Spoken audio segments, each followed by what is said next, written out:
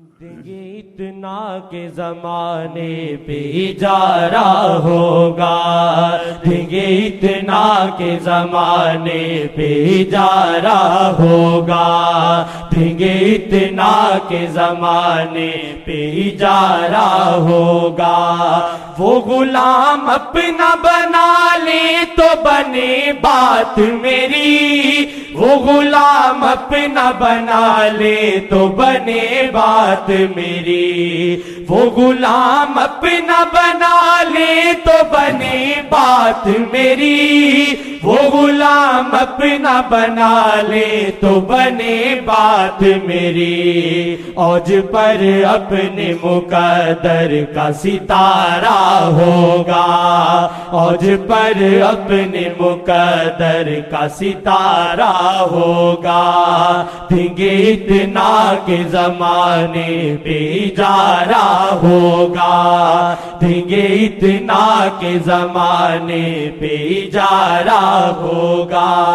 حشر کا دن ہے ندامت سے ہے نظریں نیچی، حشر کا دن ہے ایک بات بیچ میں یاد آ گئی، ان کو بولو نیم ملا نیم حکیم کو، بس میں کہتا موٹی عقل کے ہیں۔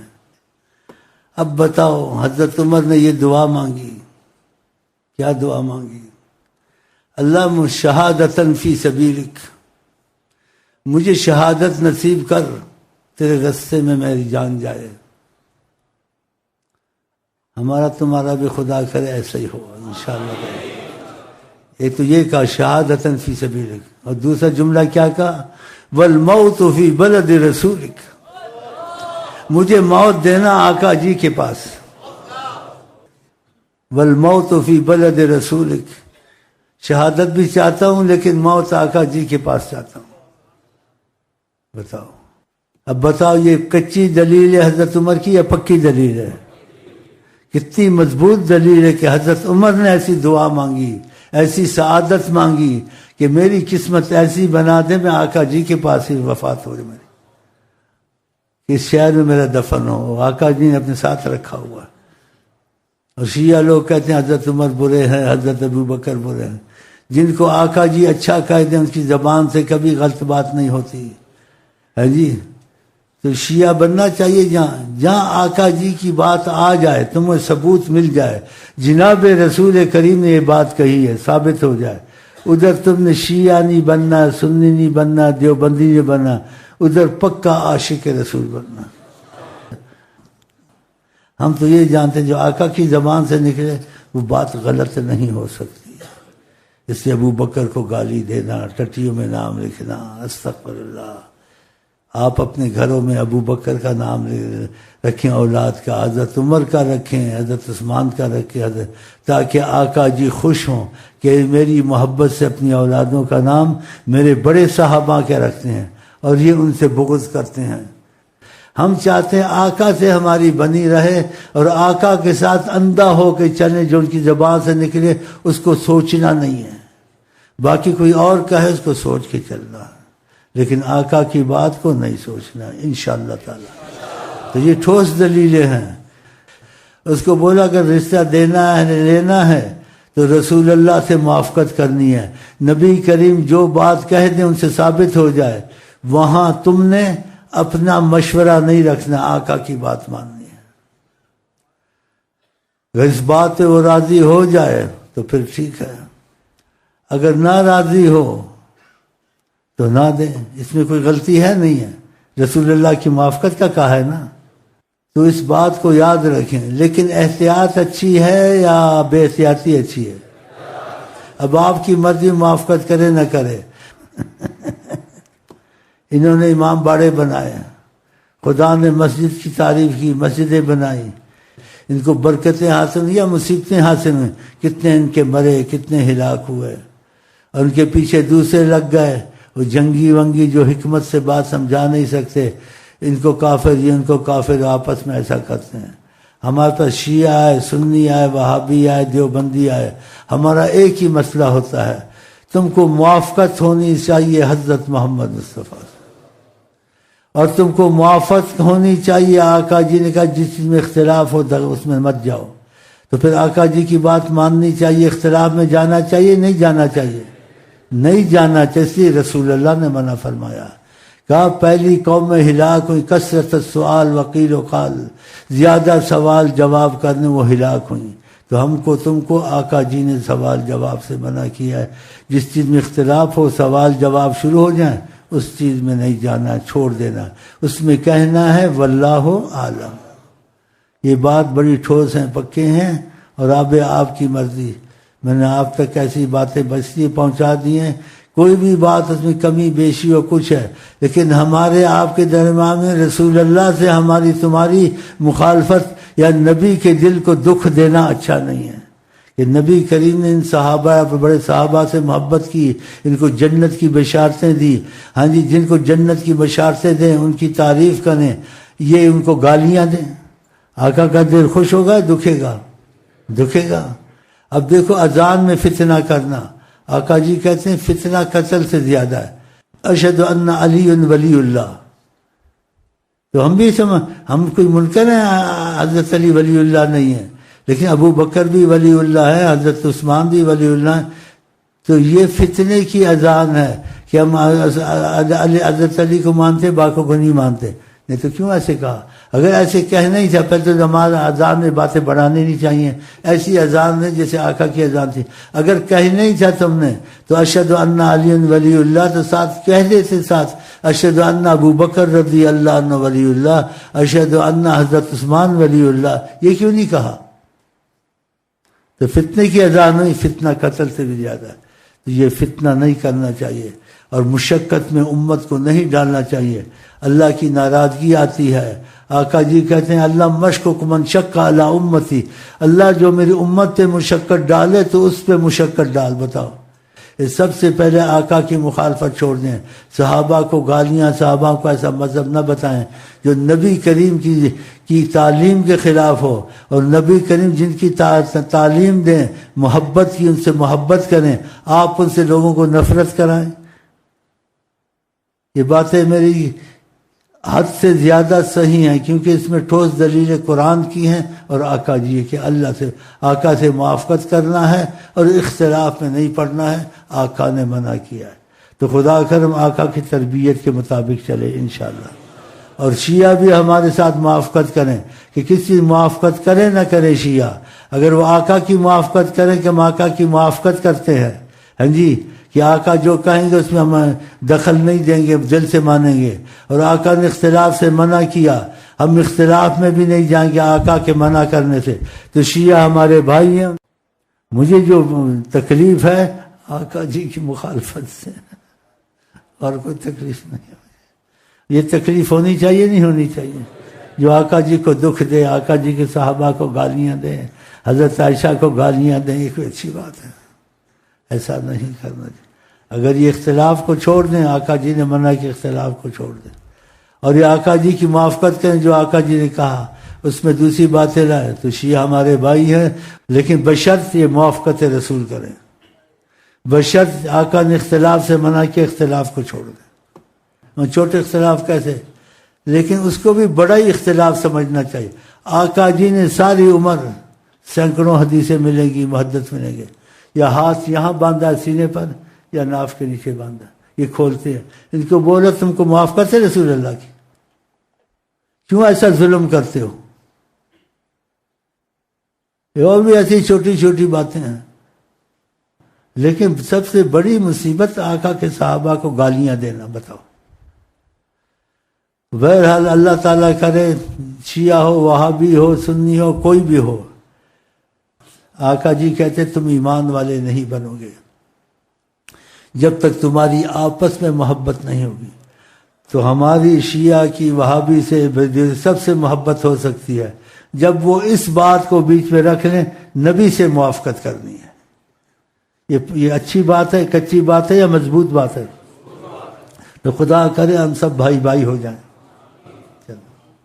اتنا کہ زمانے پہ اجارہ ہوگا، دیکھیں اتنا کہ زمانے پہ اجارہ ہوگا، حشر کا دن ہے ندامت سے ہے نظریں نیچی، حشر کا دن ہے ندامت سے ہے نظریں نیچی، بات بن جائے گی گر ان کا اشارہ ہوگا، بات بن جائے گی گر ان کا اشارہ ہوگا، بات بن جائے گی گر ان کا اشارہ ہوگا، دیں گے اتنا کہ زمانے پہ اجارہ ہوگا، دیں گے اتنا کہ زمانے پہ اجارہ ہوگا، بے سہارا نہ کہو میں بھی نہیں تم بھی نہیں،